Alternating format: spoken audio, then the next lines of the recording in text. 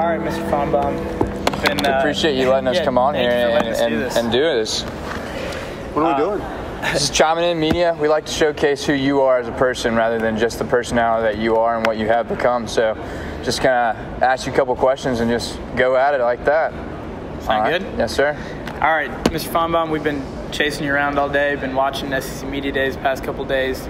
We're exhausted. We had to stop and get some Chick-fil-A, but we know you have not really left your set. Do you eat in between? What's your post-game meal looking like? Yeah, today, I just discovered today for the first time there's like a media room behind us where there's food. You just discovered that today? Yeah. I usually, I think most days I've just had a quick salad. I try not to, my normal go-to meal every day is a smoothie. Because it's just a way to get out. There's a Smoothie King around the corner from our studio, so I just get out, zip over there. 10 minutes later, I'm back, and you can talk on the phone and do whatever. And I'm just not really a big lunch guy anymore because I don't have any friends, and so there's nobody to go out lunch. You don't have any friends, you said? Why don't you have any friends? I don't know. I mean, you guys want to be my friend? I got money. We're all in on that. I got a few bucks. No, you don't have to pay us. No, I mean, I'll pay you. I'm in. No, but I think it's awesome. We have been watching you and everything like that. Your work ethic is unbelievable, but the success that you've become, I followed your career from being in Birmingham to where it is now. Can you touch on that, just as young entrepreneurs, what has really gone into that, behind the works to become who you are, this superstar-esque individual to SEC people? Wow. I thought he was describing somebody else. My career's really interesting because the first part of it was primarily as a sports writer, which no one remembers. And I really thought I was great. Do you have a favorite piece? I got a number. Probably my favorite of all time. I did a column a couple years after my mom died on Mother's Day. It's pretty special. I actually wrote something this morning. I'm doing a piece. Time Magazine has a cover story, I think, next week or the week after on the South, and they asked me to do something on the SEC. So I was up pretty early today pounding that out. And I really, as somebody who wrote for a living, I can't stand writing anymore. It's just way too hard. And as a follow-up to that, I mean, do you think this is the way of the future? Do you think writing as a whole, me and Brandon talked about this the other day, do you think writing will go away in media, or do you think there will always be a place for that kind of press? I still think I'll try not to sound like everyone's like older uncle or grandfather and hand me that newspaper, but I think it will always have some role. I think in sports it has a very minuscule role. I think in politics it's still important. I know this is going to sound like I'm just dropping names here, but about 3 weeks ago I was at the White House at the West Wing, and there were papers all across. Now again, you got a 71-year-old president who, by the way, knows how to tweet. He does. You're right. So, I mean, in a place like Washington, where in the seat of power, a newspaper print matters more. I don't run into any young people that could even tell you where a newspaper is. I mean, it used to be when there were big events in Birmingham, and I wrote for the local paper. It was important a week like this because everybody behind me was waking up and getting a newspaper. I've been here 5 days. I haven't seen a newspaper. So I mean, it's a different world. Do you think that's a problem? Yeah, I don't really care. I mean, I'm not like one of these guys, man. But if you don't have a newspaper, you're going to die. I mean, I haven't seen one in 5 days, and I'm still alive. Yeah. So I do remember a time when they really were important, but they aren't anymore. Do you have a favorite hobby after you do all this kind of stuff? You kind of relax to, or anything like that? Primarily doing drugs. Yeah. Doing drugs. Can we finish this? Back with Chimin In with Mr. Paul Finebaum. Back from commercial break. We have a couple, we're going to ask you a football question, though, for real, because we're here at SEC Media Days. Yeah, we are. And you like football, apparently? Not particularly, but go ahead. Okay, baseball. So, a couple of big titans in the SEC, Alabama, Georgia, they both kind of have some controversy when it comes to quarterback situation. Jalen Hurts, Tua, but also Jake Fromm and Justin Fields, the freshman coming in. Do you have any thoughts on those particular matters? Yeah, I think Tua will win the battle in Tuscaloosa, but I think ultimately Fields could be the starter. I have friends who have seen him and know him. I'm not talking about just guys walking by looking in, but former coaches, people in the business who say he's the most talented quarterback to ever come to the University of Georgia. And that's, you know, all due respect to Matthew Stafford, a few other guys. Big names. So, I mean, I haven't seen him myself other than in the spring game, but based on what I hear, and that's all you can really do if you're not in Athens. I think he could be a factor. I have to agree with you. Do you think it's really just an Alabama-Georgia race, or do you think there's some competitors out there that can contend for that title for the SEC championship game? I mean, I really, after hearing all the conversations for 4 or 5 days, I mean, I think it's a pretty clear-cut race, but I've also watched a lot of surprises. It doesn't take much to upset a season, especially in the case of Georgia. Could Georgia lose to South Carolina? Sure. Right. They could lose to Missouri. I have a hard time believing Alabama can lose to anyone, maybe with the possible exception of LSU if they happen to be really good, or Auburn. So, I mean, you have to play the percentages. I mean, you can't say, well, I'm going to pick South Carolina to win. Mississippi State. I mean, these are, you want to be right, great, but I'm going to play the percentages. And you mentioned the LSU team as well, and I know they have a quarterback battle of their own. Who do you see winning the battle there, or do you think?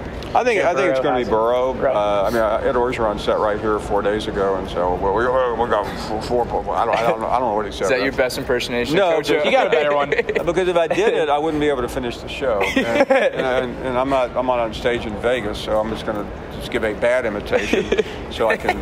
But there aren't going to be 4 quarterbacks in that race. Mm-hmm. I gotcha. Well, you know, you've interviewed a lot of people. Is there anyone that really comes to mind, coaches-wise, that you've had like the best interview? That's something that sticks out to you?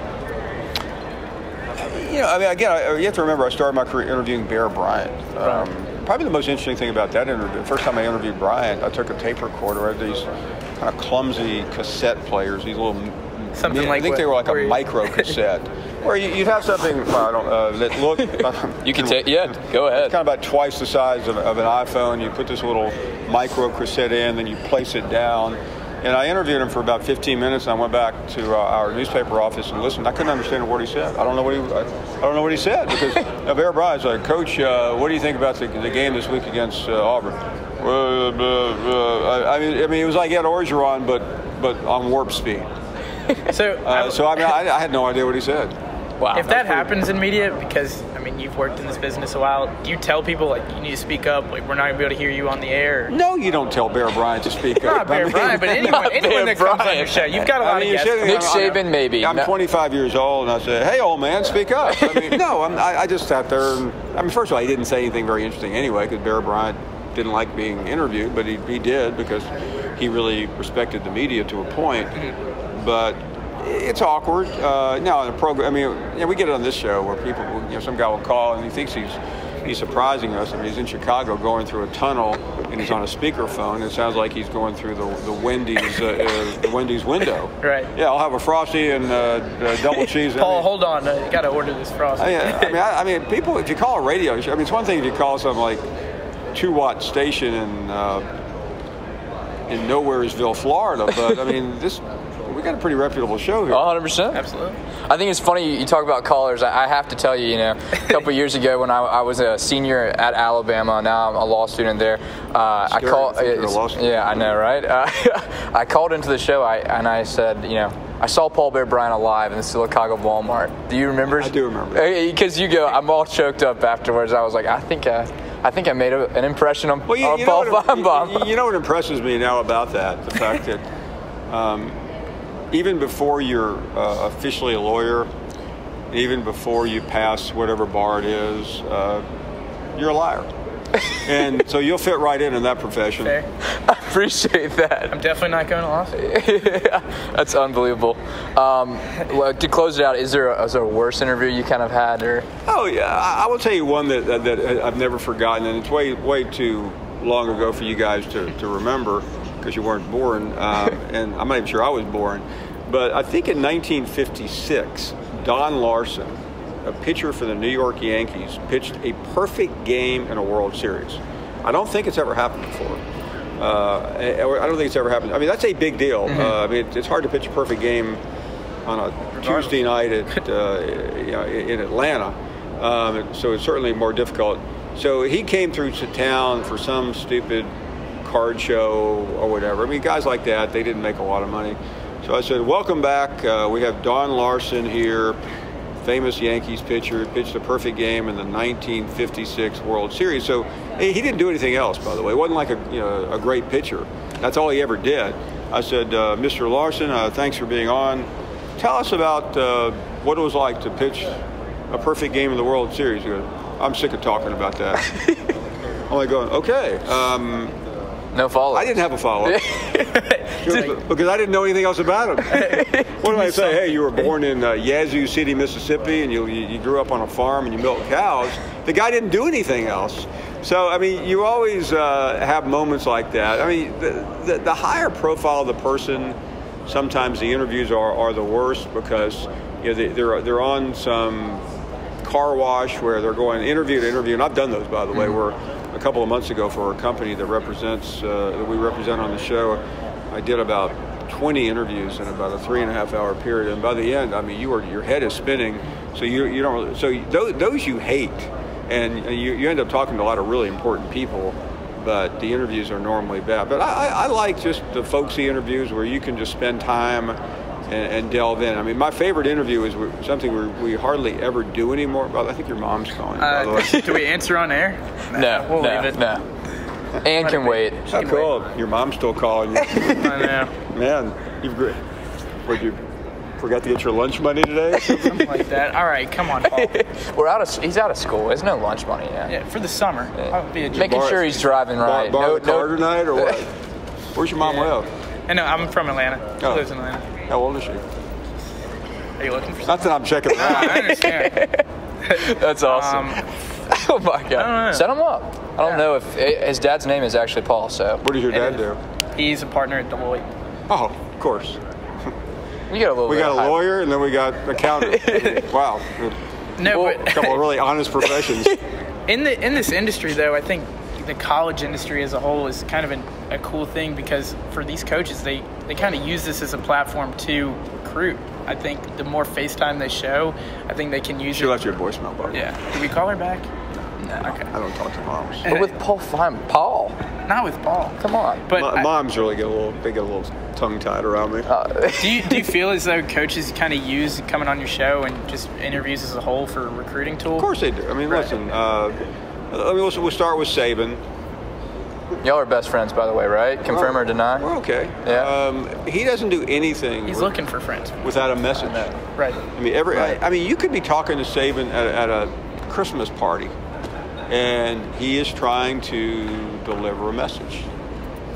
He's wired different. And he delivers a message to me to disseminate to either his team or to potential recruits. That's how these guys operate. Is that what makes him great, you think? Yeah, I mean, he's always organized. I think what makes Saban great is he's the single best evaluator of talent in the history of the game. He can look at a film and know where other coaches sometimes are guessing. I did a piece on him about 3 years ago for Outside the Lines. And what that means is you spend a lot of time around him. It's not just the gangbang interview, be gone. And I said gangbang, and all of a sudden I got a rise. Wait, we'll cut that out. You got a rise out here. I mean to bring gangbang while your mother's gone. But, all coincidences, right, or not? I don't know. Seems like I remember some back in college. But anyway, oh my God.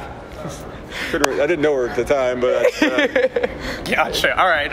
Hey, now you're glad you got this interview. Yeah, 100%. So we're flying from Tuscaloosa. I was young once.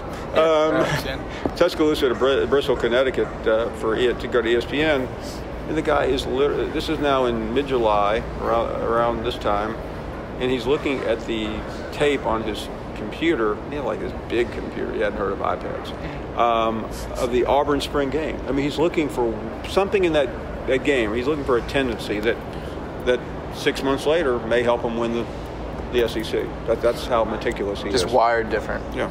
That's unbelievable. That's awesome. I know you've got to get back to your show. Yeah, I do. You give it? We don't want to take any more of your time. I'm afraid your mom's going to sue me. No. Hey, look, she needs a lawyer. I mean, could you confirm or deny that? I can't confirm or deny. He might be able to sue you. My mom's not. I'm going to take my amendments and plead the fifth. Nobody has called you during this interview. Let me check that out real quick. Nope, no one's called me. We're still recording. Good, all good. Yeah, even though my friend. Is that like an Under Armour thing on your phone? It is. Wow. I thought that was yours for a second. I've never seen that. Under Armour's really branching out. Is that an Under Armour phone cover? It's just a phone cover. Apple didn't partner with Under Armour yet. I thought that was just a sticker. Back to interviews, though, by the way. My favorite interview ever, and we'll wrap up here, was with the head of Apple, Tim Cook. Really? An Auburn grad. Auburn grad. Yeah. It's all right. We won't hold it against him. We did a big profile of him 2 years ago. A year and a half ago, 2 years ago. And I got free phones for life, so I don't have to worry about it. Good luck for the That's SEC. awesome. Awesome. Well, Mr. Finebaum, thank you for chiming in. We really appreciate your time. Thank you for your story. When does the interview start? I think we're about to.